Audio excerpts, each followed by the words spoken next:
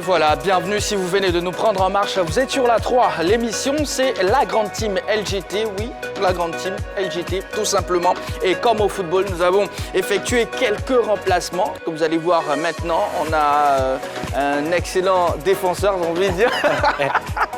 Nasser Eddy qui nous a rejoint. Bonsoir Nasser. J'aurais bien aimé être défenseur dans ma vie. Être joueur tout court, mais malheureusement. D'accord.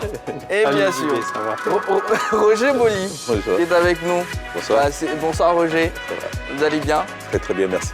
C'est un honneur de vous avoir sur ce plateau de la grande team pour parler football. Bien sûr. Et bien sûr parler des éléphants de Côte d'Ivoire. Tout à fait. Voilà, vous êtes bien installés. Tout à fait. On peut démarrer. Voilà, on peut. Voilà. On va ouvrir le téléphone dans quelques instants seulement. Plus 225 27 21 59 93 99. Et notre question LGT de ce soir, les éléphants ont-ils répondu à vos attentes face à la Guinée? Pour l'instant, jingle actu.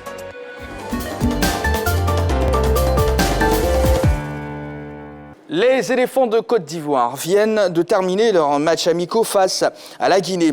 Une dernière opposition qui aura permis à Jean-Louis Gasset d'avoir une large vue de son effectif dans la perspective de mettre en place une équipe compétitive pour les prochaines échéances, notamment la CAN 2023 qui se jouera en 2024 à domicile. Élément vidéo. L'équipe nationale de Côte d'Ivoire a achevé son stage de la fenêtre FIFA du mois de septembre par un match amical disputé face à la Guinée ce soir au stade de la Licorne à Amiens en France. Pour le sélectionneur Jean-Louis Gasset, nommé à la tête des éléphants en mai dernier, il s'agissait de procéder à une revue d'effectifs et de tester ses dispositifs tactiques. La qualité des joueurs et la concurrence instaurée à tous les postes n'ont pas facilité la tâche aux techniciens français. Ce match face à la Guinée, après celui contre le Togo, lui aura permis de tirer de nombreux enseignements et de mesurer le chemin qu'il reste à parcourir avant la CAN 2023. Au regard de la confrontation avec le Sili national, les éléphants ont-ils été à la hauteur des attentes ? Et voilà, victoire face aux éperviers du Togo, victoire également face au Sili national. Alors, Nasser, première impression tout de suite face à ces deux victoires-là de la Côte d'Ivoire. Comme je l'ai dit sur le plateau de l'heure des tchatcheurs hier, une victoire, c'est toujours bon à prendre, même si dans les matchs amicaux, on a pour habitude de dire que ce n'est pas le résultat qui compte, c'est plutôt la manière. Mais je pense qu'on ne va pas cracher quand même sur deux victoires sur les deux matchs de cette fenêtre internationale. Donc c'est bon pour la confiance. On a vu des choses, on a vu de belles choses, on a vu des choses un peu moins bonnes. On y reviendra en détail, mais c'est déjà bon de repartir avec deux victoires. Et sur la page Facebook de la 3, vous êtes nombreux à nous écrire. Continuez. On prendra en tout cas assez de réactions ce soir. Je vois des réactions que je dois lire absolument. Alors, Roger, vous avez suivi ce match. Vous avez donc participé au plateau avec Roger Stéphane. Impression, là, tout de suite? Impression mitigée. On a vu une belle équipe ivoirienne en première période. Et une moins bonne en deuxième. Je pense aussi que le fait d'avoir eu la chance de marquer 3 buts peut-être a fait que les garçons ont manqué après en deuxième période de concentration. Mais sinon, dans l'ensemble, je pense que Gasset va être surtout satisfait de son groupe. Il y a eu des choses bien, notamment Seko, encore une fois de plus, qui a démontré qu'il avait la classe internationale. C'était un joueur de talent. Aujourd'hui, on a vu une défense moins rassurante, notamment l'axe où il y avait 3 défenseurs. C'est vrai que dans les 3 défenseurs, il y a le petit Silla qui a été très très bon. Ouais. Les 2 autres ont manqué de repères. Mais sinon, offensivement, on a vu un bon Crasso aujourd'hui. Il y a des choses intéressantes. Il y a des joueurs qui ont montré qu'ils avaient... Du coffre. Du coffre, oui. Mais après, je pense que ça manquait de concentration. Je pense qu'il y a aussi un problème physique, parce qu'il y a des joueurs qui étaient en bonne forme et d'autres moins bonnes. Voilà, sinon, il y a quelques réglages à faire, comme d'habitude. D'accord. Alors, Jean-Philippe Auria, certains observateurs estiment qu'il y a eu une première période et une deuxième, pour dire que, clairement, on n'avait pas le même niveau, on n'avait pas le même type de jeu, on n'avait pas vraiment la même pression. Mais je pense que la première période, les Guinéens ont joué avec beaucoup de prudence. Voilà, ils ont essayé de juger les éléphants de Côte d'Ivoire. Vous savez, cette équipe-là avait une particularité depuis l'arrivée des Gassé, c'est qu'elle ne marquait ses buts qu'en seconde période.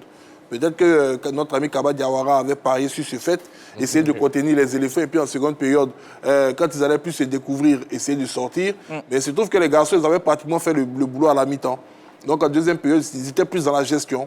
Moi, je vais dire que j'ai quand même aimé cette seconde période parce que ça nous a permis de voir un peu notre équipe en situation de souffrance. On va croiser certaines formations où on ne sera pas l'équipe qui va tenir le ballon. Donc, comment est-ce qu'on joue sans ballon? Et je pense que les Guinéens, en deuxième période, ils ont su nous montrer à quel point on était encore perfectible dans certains domaines. Tout à l'heure, Roger parlait de la défense. C'est évident quand vous avez votre charnière centrale titulaire qui est absente, puisqu'on n'avait pas Wilfried Boli, Willy Boli, plutôt, excusez-moi, et Eric Bailly, qui était absent. Donc, il a essayé de faire avec ceux qui étaient présents. Bon, Kosonou, lors de la première sortie, n'a pas donné une entière satisfaction. Là, il a tenté une défense à 3, avec 3 axiaux. On a vu qu'il y avait quelques difficultés parce que les Guinéens, en première période, réussissaient à trouver des espaces dans notre dos avec les longues balles. On avait déjà vécu ça face aux Togolais.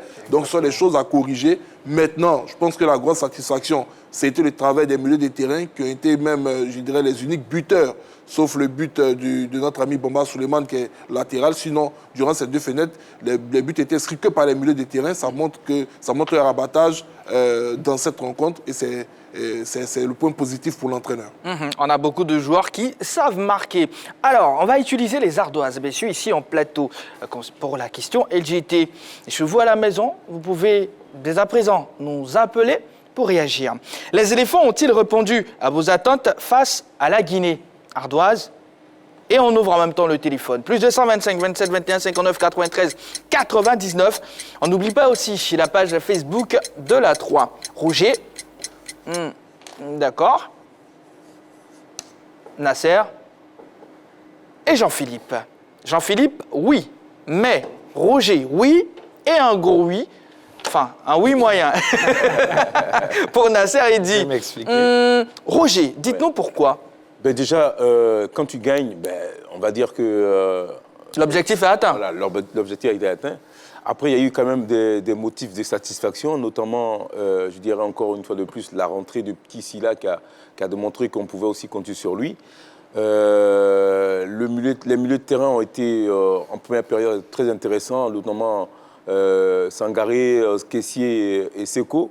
Et on a vu aussi des joueurs qui sont capables aussi d'apporter de la densité offensivement. On a vu des joueurs qui sont capables aussi de déborder, comme à l'image de Crespo, qui a été très très bon, surtout en première période, où il a amené, je crois, 2 buts ou 1 but. En tout cas, il a été très présent dans cette période de match. Et voilà, donc on a quelques joueurs qui ont montré qu'ils n'étaient pas seulement que des remplaçants, mais qui pouvaient aussi postuler pour être titulaires, donc pour le coach et pour les téléspectateurs et tous les Ivoiriens. Bon, on peut dire que les 2 matchs ont été bénéfiques, surtout que on les a gagnés. D'accord. Direction Yopougon pour retrouver M. Soumaoro Malik. Yopougon, précisément, Toit Rouge. Bonsoir, monsieur Soumaoro. Vous allez bien? Oui, ça va un peu. D'accord. Et Roger. Roger, vous... Bonsoir, Roger. Roger Boli, bonsoir. Bonsoir. Salut. Mes respects. Merci. Okay.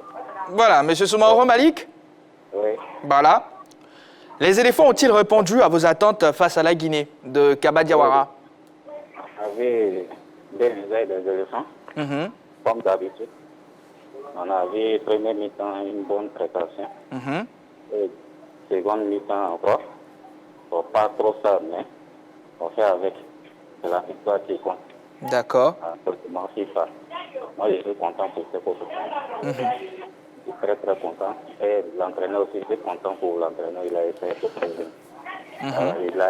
Il va choisir maintenant l'équipe EID. Les joueurs qui est à sa disposition. Il va choisir maintenant, c'est à lui maintenant de voir. Il va faire son choix. Moi, à la place de l'entraîneur, je ne vais pas vous cacher. Moi, étant entraîneur, je ne vais pas commencer un match avec Franck Kessé et Ferjori. Parce qu'il ne nous fait pas avancer. Avec Franck Kessé et Ferjori, on n'avance jamais aller de l'avant. D'accord. Plutôt Franck Kessé. Ok. Voilà. Donc, quand Franck Kessé Bon, ça va pas. On a vu dès 90e minute la rentrée de comment on appelle Série Série, oui. Qui a changé le match carrément. Qui a changé carrément le match. Donc, depuis 2 minutes, Série Jean-Michel a joué avec Eline Sangaré et Sebou Fafana. On a vu très bonnes choses. D'accord. À l'entraîneur maintenant de choisir, de faire son choix, de bons choix. On n'a pas qu'ils vont m'inciter demain. Ou bien, il ne faut pas y avoir regretter demain avec les choix. D'accord. Merci beaucoup, M. Soumoro Malik. Merci. Voilà, on a bien noté tout ce que vous avez eu à dire lors de votre intervention. Oui, Jean-Philippe Ouria. Oui, mais... Oui, mais c'est-à-dire le mais, ça dénote un tout petit peu les mauvais aspects de ce qu'on a pu constater sur les deux sorties d'un autre. Mais je pense que si on doit essayer de faire une matrice pour évaluer ce qui s'est produit de bon ou de mauvais durant cette fenêtre, il y a plus de points positifs que de points négatifs.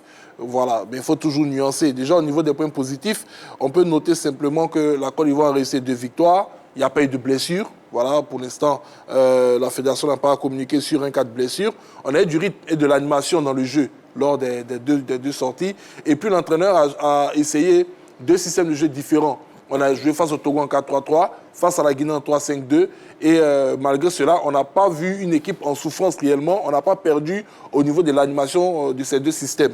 Donc ça, c'est déjà une très bonne chose. Et puis, il y a surtout la bonne entrée ou le bon retour de certains anciens comme Seko Fofana, Bamé Jean-Philippe et autres. Bon, j'ai beaucoup aimé également la prestation de Crasso.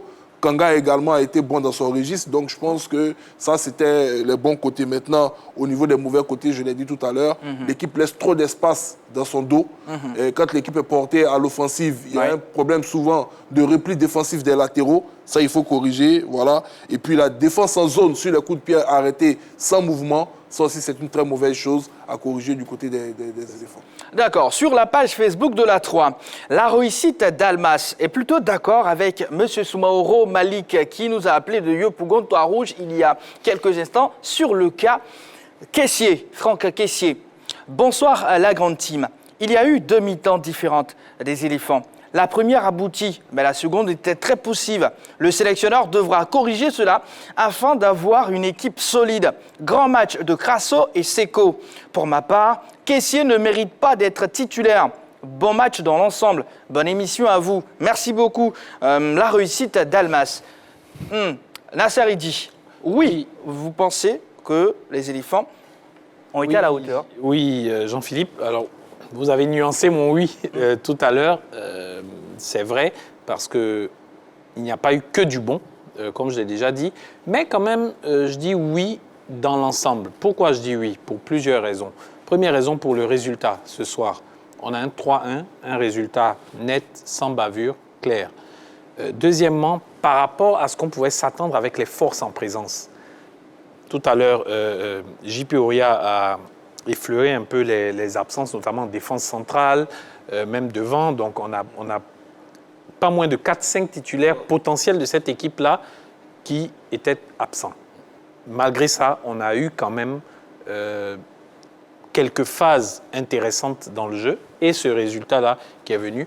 Et puis, bon, on a eu les révélations avec notamment Abakar, dont Roger parlait tout à l'heure, même si je l'ai trouvé un peu dépassé, notamment dans les 20 premières minutes sur certaines attaques guinéennes. Mais dans l'ensemble, ça va, on a eu de belles certitudes durant ce match. D'accord. Monsieur Daplé-Ambroise. Bonsoir, monsieur Daplé-Ambroise. Oui, bonsoir, monsieur. Bonsoir, la grande team. Vous nous appelez de Daloa. Je vous appelle de Daloa. La cité des Antilopes, c'est bien ça? Oui, c'est bien ça. Ah, d'accord. Bienvenue. Ah, merci. Voilà, ce soir, on parle des éléphants de Côte d'Ivoire. Oui, on est très content, surtout quand on est patriote, qu'on a gagné 2 matchs sur 2. Ça fait plaisir. Et puis, voilà, on est content aussi des nouveaux qui sont arrivés. Les anciens, là, ils nous ont promis toujours qu'ils ont quelque chose en attaque. Il suffit de mettre quelque chose pour que la mayonnaise prenne. Les milieux, là, je pense sincèrement, avec humilité, qu'on a le meilleur milieu d'Afrique. OK. Et Mais il y a un secteur, vous êtes journaliste, vous n'en parlez pas, ce secteur-là peut nous créer une grande désillusion. Dites-nous. La Côte d'Ivoire n'a pas de grand gardien de but. Bon, après, monsieur Daplé, Ambroise, oui? Vous savez pourquoi on vous demande d'appeler? Non. C'est pour que vous puissiez, c'est pour que naturellement vous puissiez participer. Donc voilà, on en parle. Oui, c'est ce que je dis. Allez-y. Et quand on parle, on dit que l'équipe est bonne. Il y a de bonnes choses. Il y a un grand milieu du terrain. Je dis que c'est le milieu là, le plus fort d'Afrique. C'est ça, c'est bien noté. Allez-y.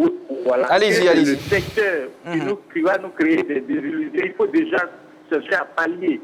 Le Sénégal joue avec un grand gardien. Le Cameroun a un grand gardien. L'Égypte a des grands gardiens de but. Plusieurs gardiens de but. Plusieurs grands gardiens de but. Mais la Côte d'Ivoire, il faut reconnaître, n'a pas de bons gardiens d'Afrique. On ne peut pas gagner un trophée avec ce gardien qu'on a. Il faut être sincère. D'accord. Vous voyez, c'est Bagara, bon, vous les journalistes, vous nous avez donné les informations. Il joue en 2e division, il est 15e sur 16. Regardez. Non, il est en première division maintenant, depuis la saison à venir. Oui, enfin, la saison qui a commencé. Oui, merci. Regardez les relances. Regardez tous nos 2 matchs. En tout cas, il y a à redire là-dessus. Voilà, regardez les buts qu'on encaisse. Vraiment, on commence à regretter le temps de Tivier, de Guaméné Alain, de Copa. Vraiment, il faut que déjà qu'on cherche un bon gardien pour qu'on puisse pour rapporter cette coupe-là en Côte d'Ivoire ici. D'accord. Le reste est bon. Voilà. Ok. Merci beaucoup, monsieur Daplé. Voilà, merci. Belle félicitations aussi.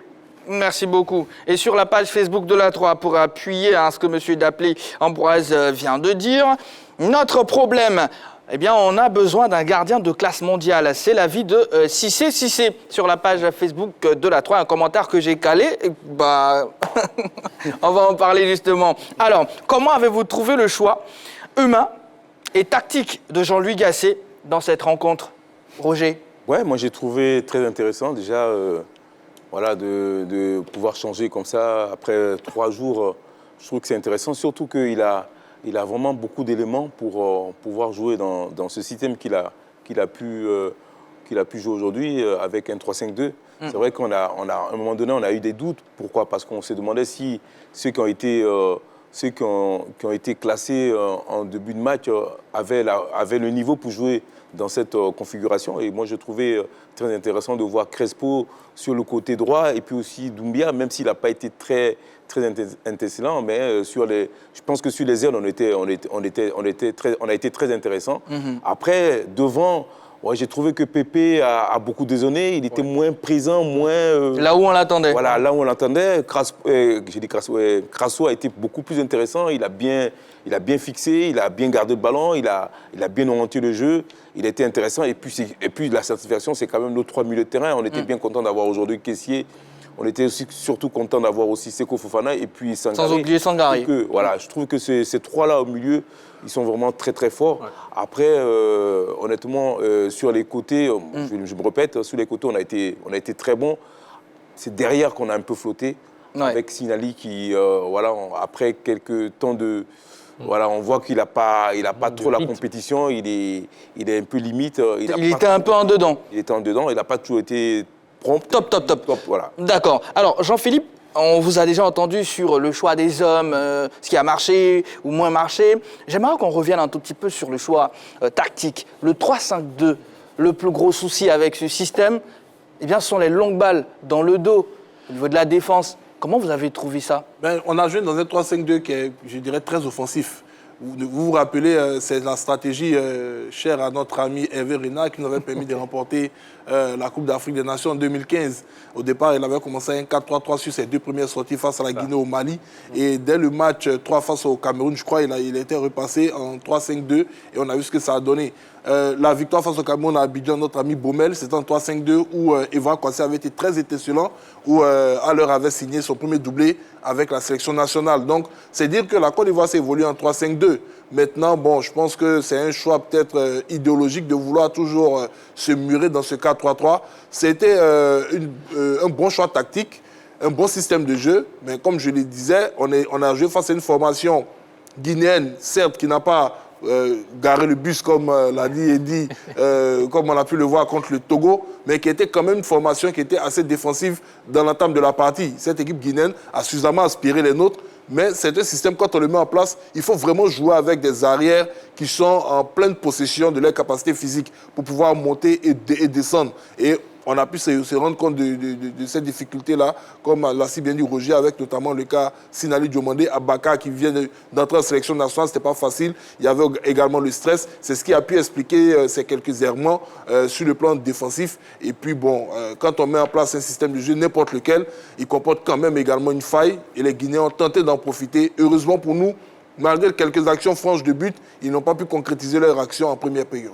Mais juste très rapidement, concernant le système de jeu, je ne suis pas trop d'accord avec Jean-Philippe parce que quand vous jouez en 3-5-2, c'est-à-dire avec 3 défenseurs axiaux, ça demande beaucoup de travail au piston. Effectivement. Donc, et aujourd'hui, c'est vrai, sur le côté gauche, avec Conan Ghislain, on l'a, ce piston qui peut monter. Non, mais là, sauf qu'il était sur le banc. Il était sur le banc, oui. Par exemple, mais je veux dire, lorsqu'on va pouvoir aligner l'équipe type Effectivement, oui. à l'entame de la prochaine CAN, par exemple, on a ce piston sur le côté gauche, mais sur le côté droit, c'est compliqué. Oh, mais Ori est très bon en 3-5-2. C'est vrai que... Oui, mais... C'est vrai que... Actuellement, ce n'est pas la grande forme parce qu'il n'a pas joué depuis longtemps. Qu'est-ce que ça sera alors dans 1 an et 3 mois? On attendra de voir. Sûrement qu'il va jouer quelques matchs avec Nottingham Forest. Il était très bon à cette époque. Oui. Oui, mais Crespo, concernant les tâches défensives, ce n'est pas son point fort. Donc, moi, s'il arrive à peser offensivement, il aura moins de dangers défensifs. Oui, mais après, c'est un rapport de force. Mais lors des oui, je suis d'accord avec vous, mais lors des attaques adverses, parce qu'il y en aura forcément. Sauf si l'équipe joue vraiment le bus, comme JP l'a dit, il y en aura. Il faut quelqu'un pour boucher par derrière. Et moi, je l'ai dit depuis plusieurs plateaux et je le redis encore, moi, je suis persuadé qu'avec les forces en présence qu'on a, le meilleur système pour les éléphants, c'est le 4-3-3. D'accord, le 4-3-3. On va prendre l'avis de M. Paul Valéry, qui nous appelle de Marcory. Bonsoir, M. Paul Valéry. Oui, bonsoir, JB.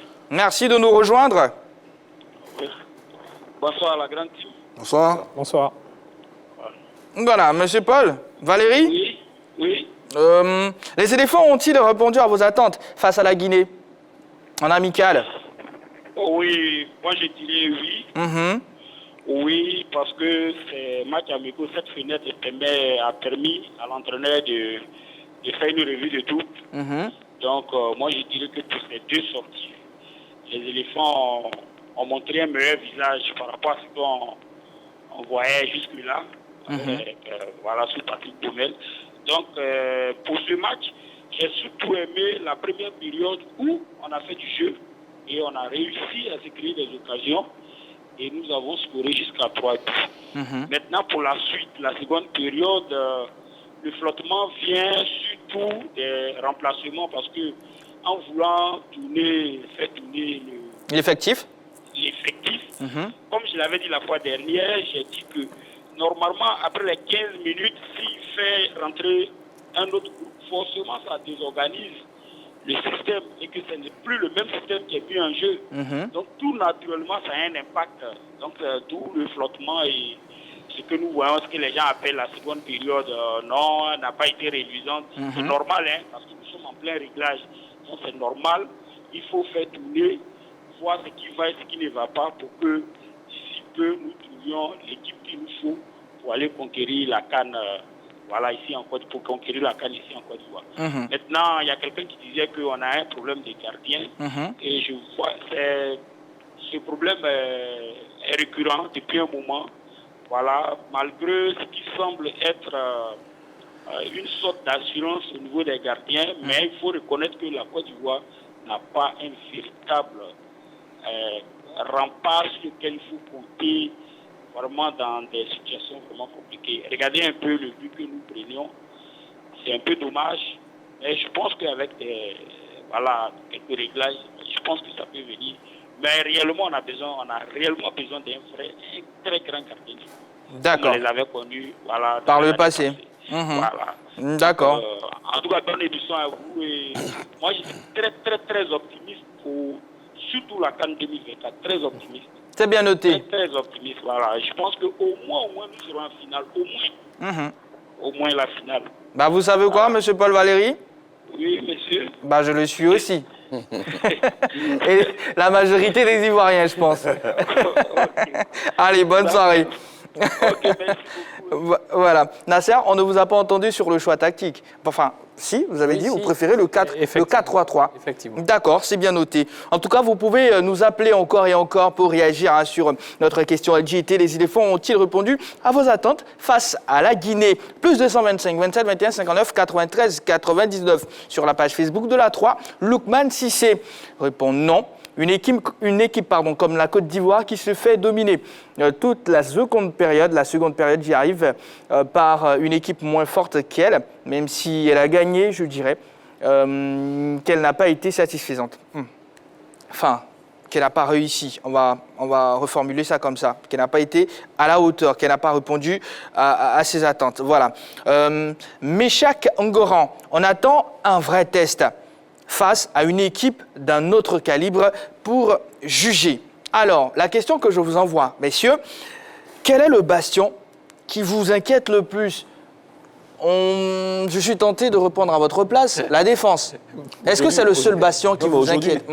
Aujourd'hui, la défense, elle a été moins en vue que les attaquants ou les milieux. Donc, s'il y avait à changer quelque chose, s'il y avait à améliorer quelque chose, c'est surtout la défense. Parce qu'ils ont montré des signes des petits signes physiques où ils avaient du mal à se retrouver. Mais c'est certainement un problème physique. Hein. Je veux dire, on connaît la qualité de ce joueur-là.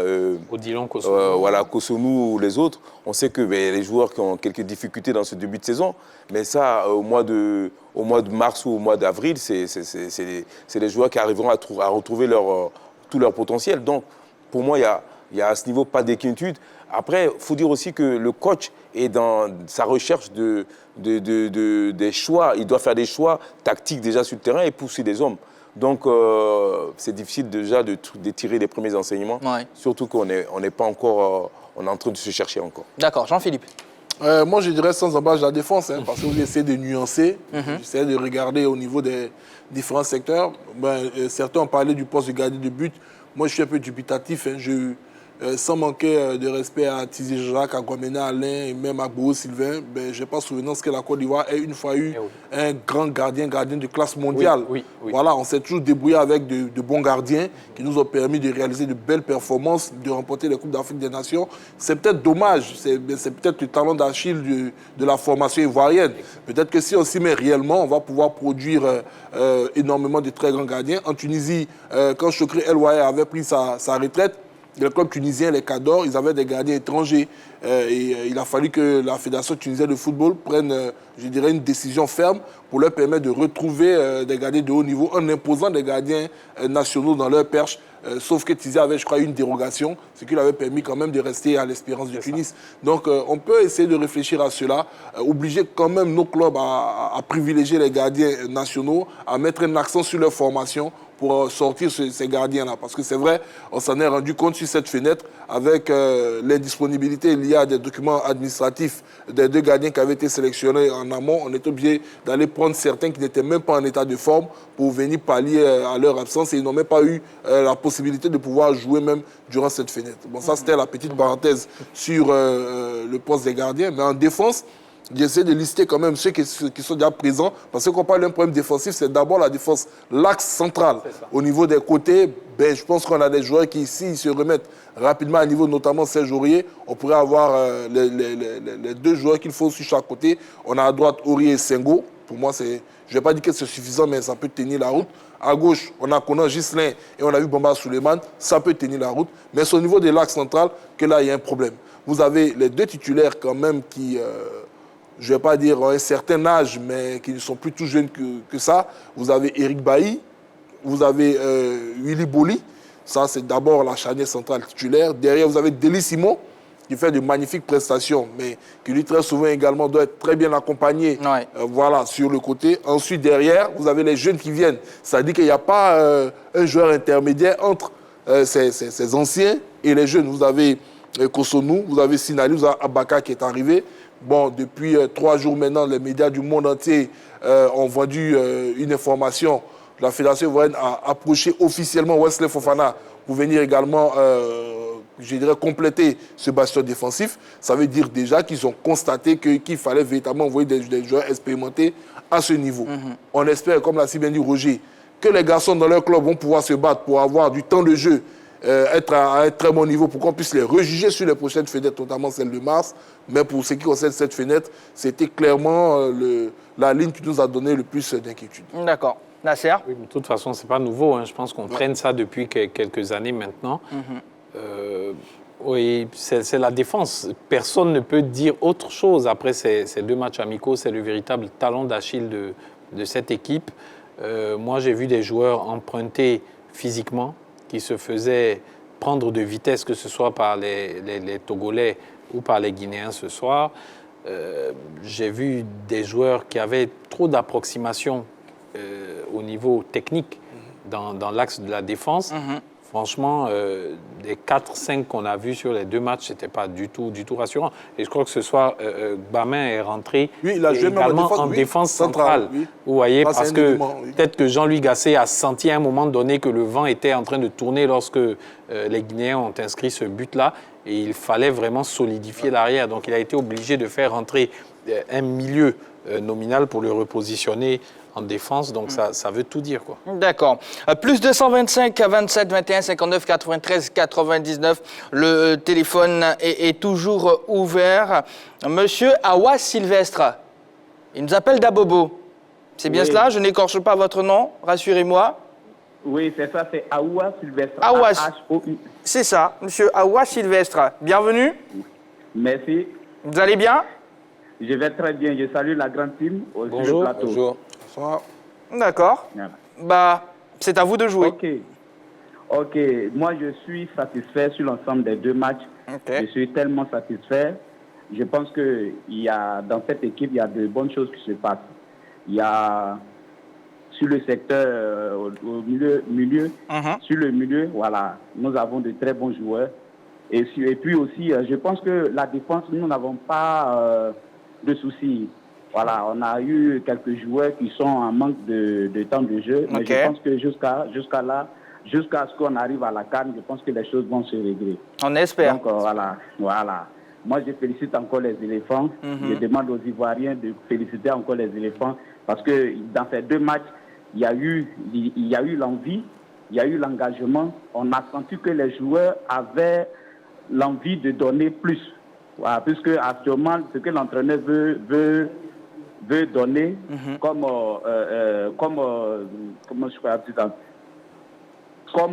décision ou bien, je sais pas, dans cette équipe, c'est que chacun doit mériter sa place. Donc je pense que les choses vont bouger dans ce sens. D'accord. Maintenant, bon, Franck Kessié, aujourd'hui, il n'a pas été comme on le connaissait avant. Il n'a pas été bon aujourd'hui. Bon, je pense que c'est dû au fait qu'il a un manque de jeu dans son club, mais je pense qu'il va revenir très fort.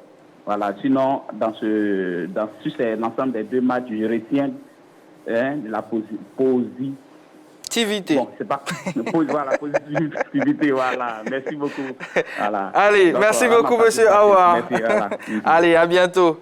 Voilà. Alors, un mot quand même, Jean-Philippe, vous avez eu à réagir sur le poste de gardien de but, Roger et Nasser. Un mot sur la gestion.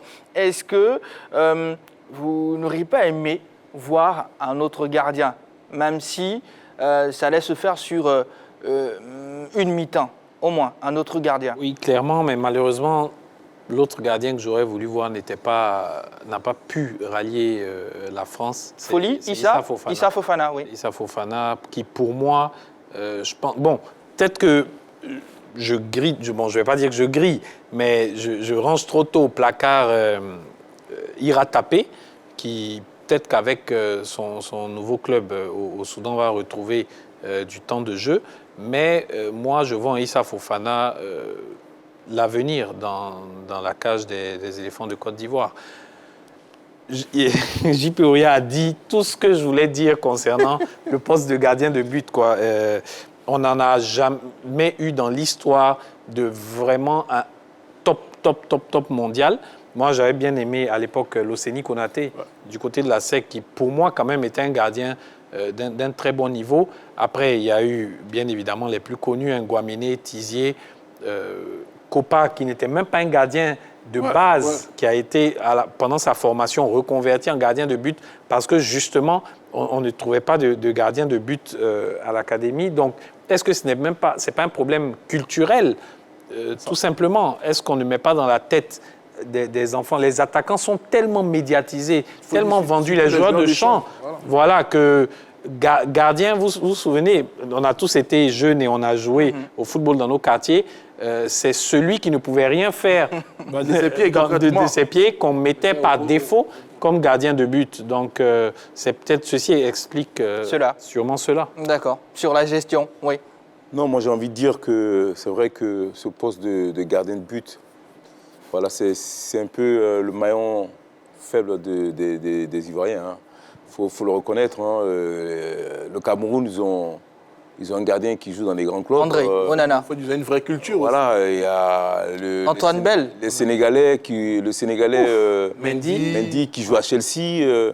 Mais nous, malheureusement, ça fait quand même pas mal d'années où on n'a jamais réussi à avoir un gardien qui joue dans un niveau comme ces gardiens des autres pays. Donc, ça veut dire que forcément, c'est là le côté... oui, mais quoique moi, je ne pense pas que le souci soit tant l'endroit où il joue, le championnat où il joue, mais je veux dire, même en termes de niveau intrinsèque sur le terrain... C'est clair. On en a grillé comme quelques-uns.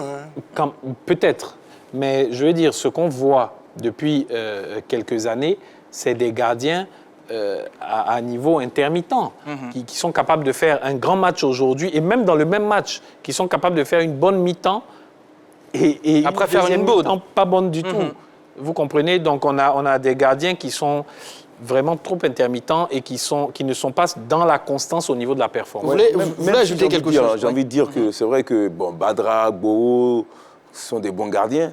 Mais si tu vas voir les gardiens de la trempe supérieure, vraiment où il n'y a rien à dire, ça, on a quand même quelques difficultés. Ok, d'accord. Alors, pensez-vous que cette sélection ivoirienne a désormais un maître à jouer, Nasser?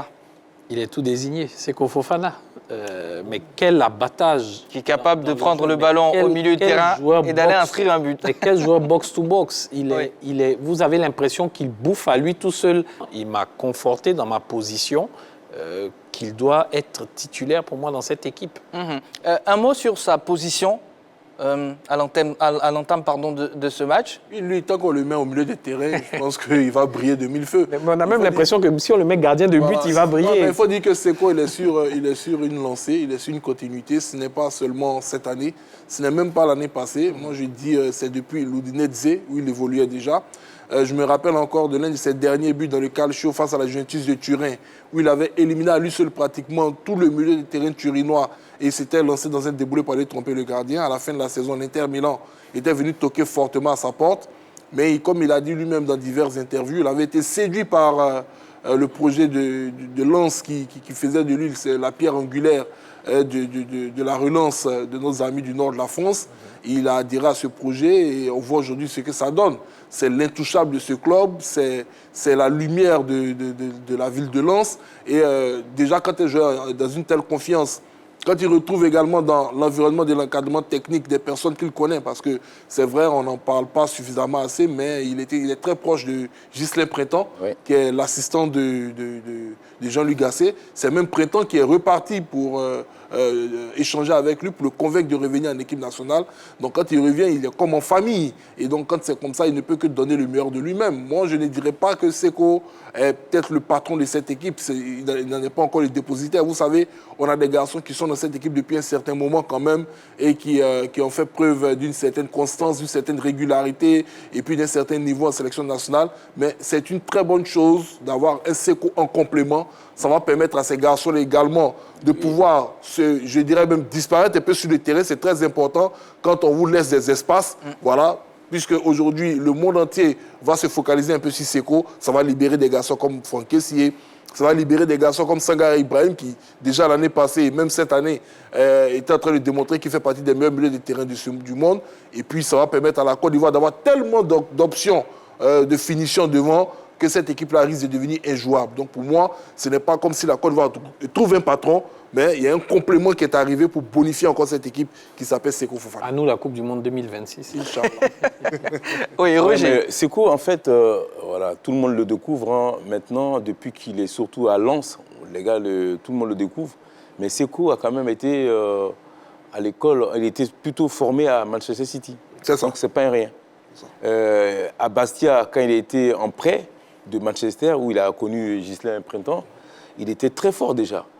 Il est parti à Dunez, il était un des meilleurs de l'équipe. Donc, je veux dire, le parcours de Seko, je veux dire, à ce niveau aujourd'hui, son niveau aujourd'hui, moi, ça ne m'étonne pas parce qu'il a toujours été en constante progression. Donc, ce qu'il fait aujourd'hui, ça veut dire qu'il a pris une maturité maintenant et il confirme de match en match tout son potentiel. C'est un garçon qui peut faire encore beaucoup mieux. Il a tellement un physique énorme qu'il est capable de libérer beaucoup de joueurs comme Kessié, comme Sangaré Ibrahim. Je pense que c'est un élément qui va certainement bonifier cette équipe nationale. D'accord. On part dans le Grand Togo, précisément à Tambi. Retrouvez M. Yao Séraphin. Bonsoir, M. Yao. Allô? Allô, bonsoir, monsieur. Ah, j'ai eu peur de vous perdre, M. Yao Séraphin. Non, je suis là. D'accord. Vous nous appelez de Tambi? Je vous appelle de Tambi. D'accord. Ces 2 jours-là, la ligne, là, vraiment, est bourrée. Je n'ai pas eu. Bah, on est là et ça fait plaisir de vous avoir encore une fois. Salut toute la team. Bonjour. Bonjour. Bonsoir. Alors, M. Yao, Oui. les éléphants ont-ils répondu à vos attentes face à la Guinée? Les éléphants ont répondu à notre attente. Les 2 matchs là, les éléphants ont fait ce que tout le monde attendait. Tout ce que les Ivoiriens attendaient, c'est ce que les éléphants ont fait. OK. Maintenant, tout le monde parle de la défense. Moi, je trouve que la défense, c'est pas surtout le milieu. On a des bons joueurs dans le milieu, mais vraiment, il y a des fois, pour pas qu'ils vont trop se mettre devant pour laisser les défenseurs. Et quand la défense, les milieux doivent soutenir la défense. Et puis maintenant, les attaquants viennent pour venir soutenir les milieux du terrain. Mais des fois, une fois qu'on perd le ballon et puis maintenant, on l'a fait. Bon, quand le match qu'on a regardé, on dirait les gens jouaient derrière et puis maintenant possédés par les comptes. Vous voyez, non, une fois qu'on saute le milieu, c'est fini. Donc, une fois qu'on saute le milieu, il n'y a plus. Les lignes étaient un peu loin, donc ça faisait que vraiment la défense a tellement souffert. Voilà. Donc, le problème, c'est les milieux de terrain là. Les milieux de terrain, ils n'ont pas beaucoup soutenu la défense. La défense. OK. C'est votre avis, on le respecte. Moi, c'est mon avis. Merci beaucoup. Merci. Excellente soirée à vous. Alors, messieurs, mobilité, projection, pressing, disponibilité, plaisir à faire jouer le partenaire, couverture, sacrifice, rage de vaincre, détermination. Qu'est-ce que vous avez retrouvé le plus sur ce match? Moi, je dirais détermination. Détermination, Jean-Philippe? Un peu de tout à mon sens. Qu'on a retrouvé en première mi-temps, pas sur le match. Ouais, un peu de tout aussi. D'accord. Alors, concernant l'adversaire, un mot sur la Guinée. Mais moi, j'ai trouvé une équipe de Guinée faible, en général, surtout en première mi-temps. Après, avec les changements que Kaba Diawara a opérés en seconde période, il y a eu un regain, un nouveau souffle qui a tenté d'être donné. Mais je suis resté sur ma faim. Ils sont sur la continuité de leur CAN où ils m'avaient quand même déçu. Et c'est une équipe qui a un manque criard de technicité. Voilà, on a des joueurs qui ne sont pas du tout techniques à mon avis. Et avec quelques joueurs avec une technique un peu au-dessus de la moyenne, je pense qu'ils auraient causé un peu plus de problèmes aux éléphants, mais le niveau était quand même faible ce soir pour moi. D'accord. Jean-Philippe? Une équipe qui se cherche, c'est ce que je peux dire concernant cette équipe de la Guinée. Une équipe qui est en pleine reconstruction, il faut le dire quand même. Depuis quand?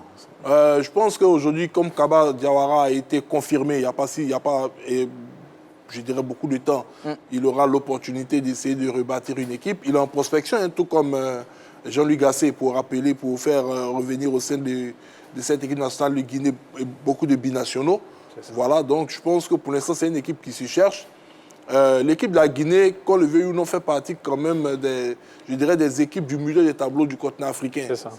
C'est des équipes nationales capables de fulgurance magnifique, mais il faut dire qu'aujourd'hui, elle est juste tombée sur une équipe beaucoup déterminée de la Côte d'Ivoire qui, en une mi-temps, était véritablement pressée d'en finir avec cette fenêtre. Donc je pense que ce n'était pas une si mauvaise équipe que ça. À mon sens, c'est un bon sparring partenaire parce que déjà, le fait de dire à la Côte d'Ivoire que vous croisez la Guinée, ça a créé un certain regain de motivation chez les joueurs, parce qu'on connaît la grosse rivalité footballistique qui est entre les deux pays. Et ce regain-là a permis aux nôtres d'être vraiment, je dirais, magnifiques face à eux.